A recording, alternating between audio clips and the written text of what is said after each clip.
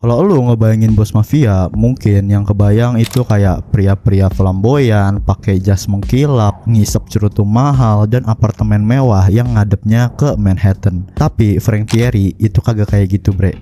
Sama sekali kagak. Pria satu ini kayak bayangan di balik layar, jarang nongol, jarang pamer, tapi punya kekuatan yang bikin banyak orang tunduk sama dia. Frank Alphonse Tieri alias Funzi ini bukan cuman salah satu bos paling licin dalam sejarah mafia New York, tapi juga salah satu yang paling susah dilacak jejaknya. Bahkan FBI sendiri tuh pernah bilang kalau orang ini itu kayak hantu.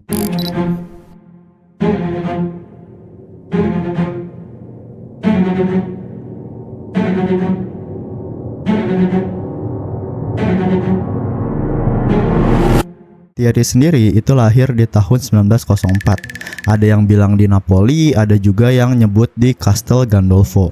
Tapi apapun asalnya, yang jelas dia dan keluarganya itu pindah ke New York pas dia ini umur 8. Mereka tinggal di Lower Manhattan, terus pindah ke Brooklyn. Dan dari sanalah semuanya itu dimulai. Meski udah nikah dan punya 2 anak, Thierry masih punya selingkuhan yang juga dikasih anak.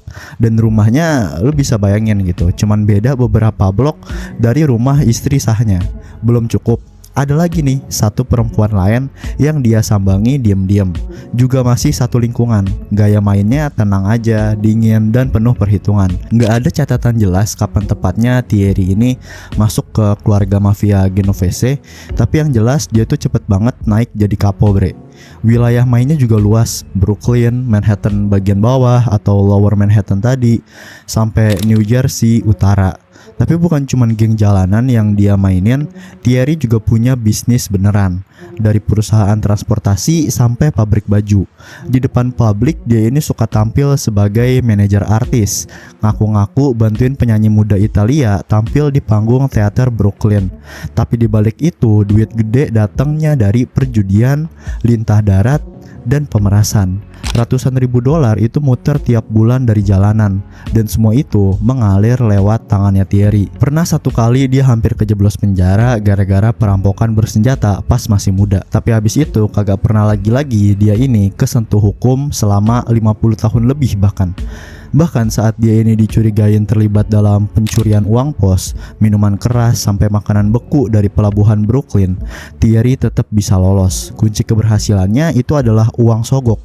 Ke polisi, ke petugas pelabuhan, ke siapapun yang perlu dikunci mulutnya. Orang-orang yang dekat sama dia itu juga kagak main-main. Ada Larry, Cepi, Breschio, Pansy Conte, sampai James Napoli. Bahkan dia juga deket sama bos-bos besar kayak Carlo Gambino dari keluarga Colombo.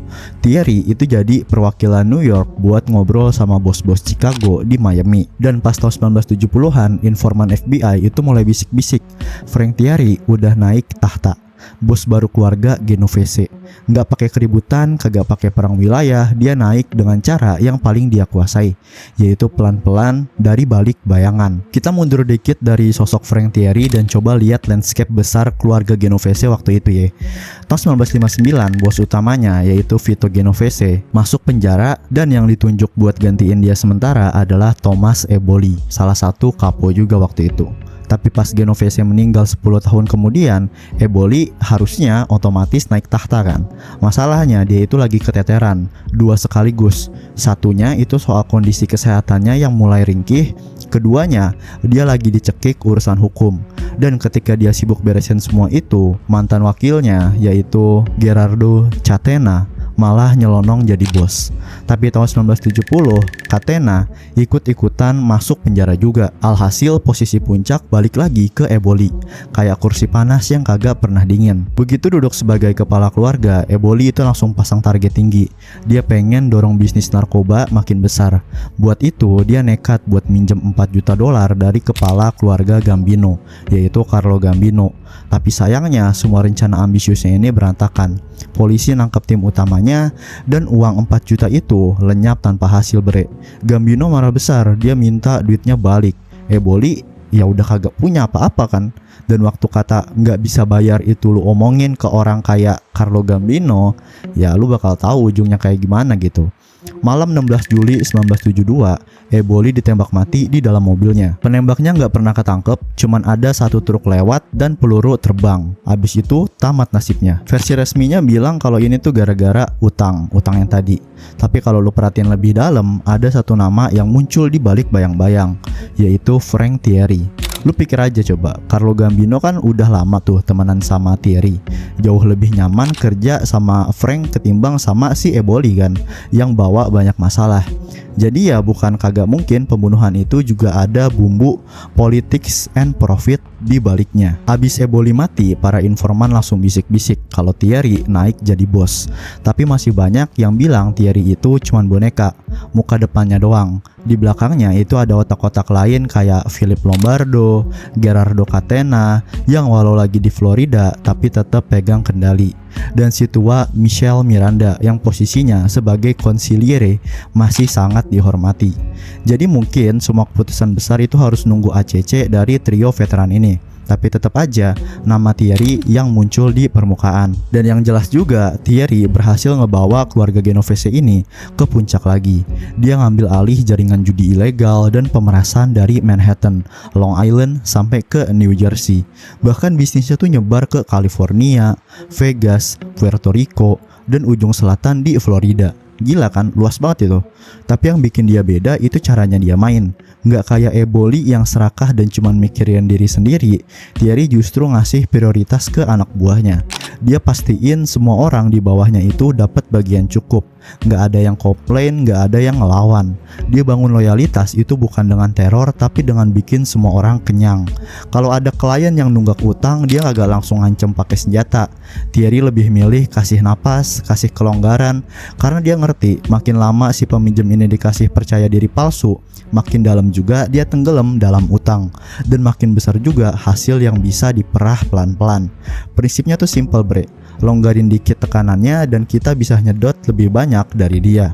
Itu filosofi bisnisnya Frank Thierry. Lembut di luar kelihatannya, tapi nyekik banget di dalam. Thierry selalu sadar satu hal, bahwa mata hukum itu nggak pernah bener-bener tidur. Dia tahu kalau dia dan anak buahnya itu terus diawasin.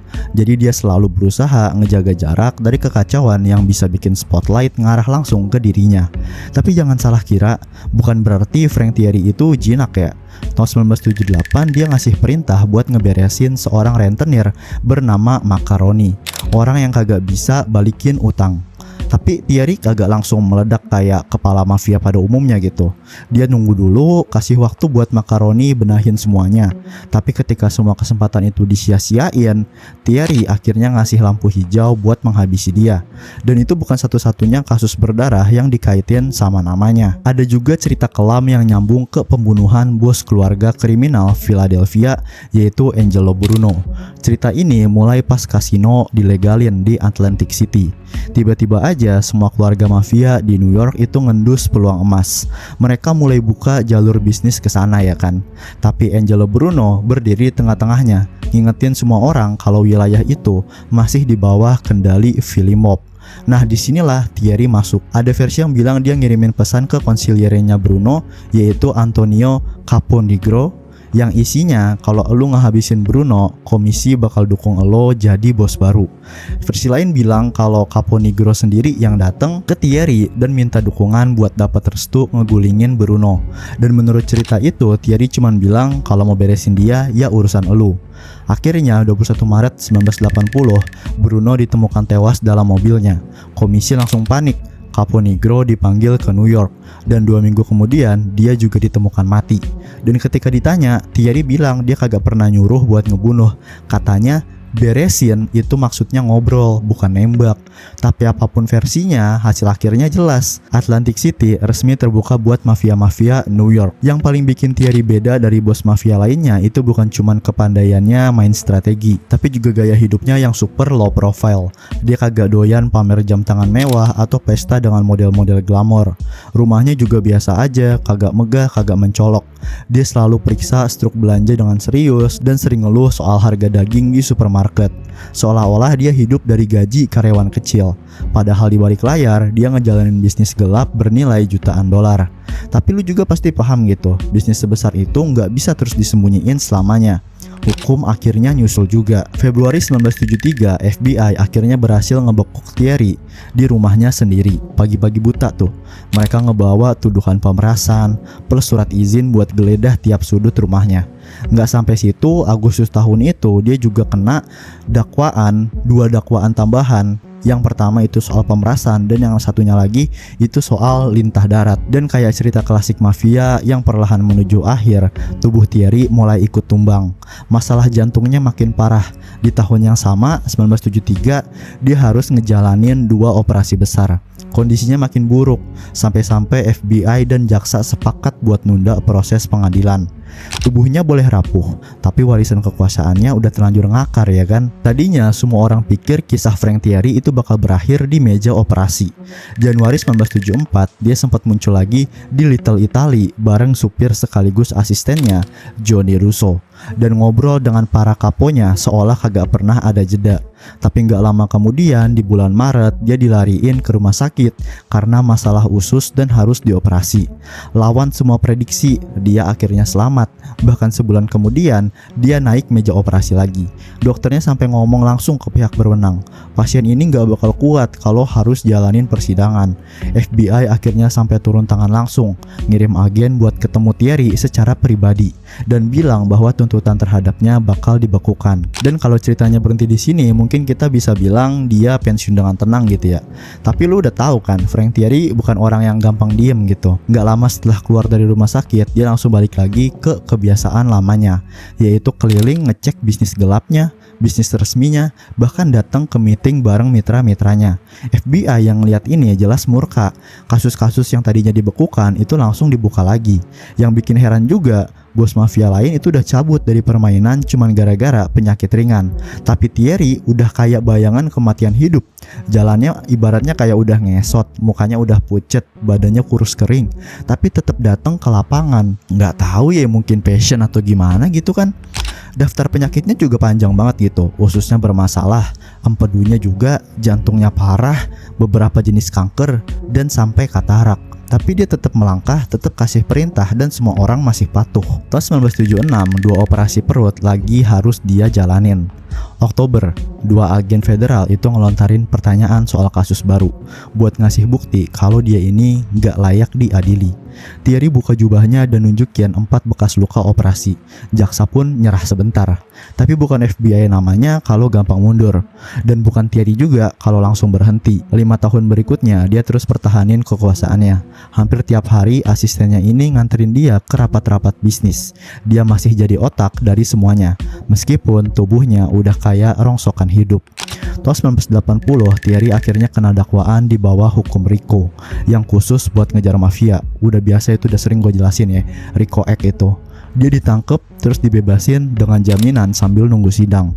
Dan kali ini pertarungannya disorot publik. Isinya itu adalah seputar tuduhan pemerasan, perjudian, dan lintah darat. Dia datang ke pengadilan dalam kursi roda, lengkap dengan tabung oksigen dan penutup mata. Penampilannya dijadiin kartu andalan sama tim pembela. Tapi jaksa bilang semua itu acting doang. Ketika akhirnya dia dikasih kesempatan berbicara, Thierry buka bajunya dan nunjukin bekas luka-luka operasi. Dengan suaranya yang pelan dia bilang, "Saya orang sakit, sangat sakit. Saya serahkan nasib saya di tangan Anda, yang mulia." Sebuah usaha terakhir buat minta belas kasihan. Tapi hakim tetap tegas, dia divonis 10 tahun penjara. Walau begitu, hakim juga ngasih Thierry hak bebas bersyarat sambil nunggu proses banding. Dia dipasangin status tahanan rumah dan cuma boleh keluar buat ke dokter. Jaksa keselnya bukan main, langsung cari celah hukum lain buat ngejerat dia lagi. Tapi waktu kagak ngasih mereka kesempatan. 2 bulan setelah vonis dijatuhin, 29 Maret 1981, Frank Thierry meninggal karena sebab alami. Umurnya 77 tahun, dia nggak sempat ngejalanin 1 hari pun dari vonis 10 tahun penjaranya. Dan pada akhirnya, FBI harus mengakui satu hal pahit. Si lelaki tua keras kepala itu berhasil kabur dari semua jerat hukum tanpa pernah benar-benar kalah. Oke bres, gitu aja buat video gue kali ini. Kita udah ngebahas kisahnya Frank Thierry. Gimana menurut kalian? Menurut gue sih lumayan epic ya. Kalau kalian suka jangan lupa like, comment, share, dan subscribe channel ini. Sampai jumpa lagi di video berikutnya. Dadah.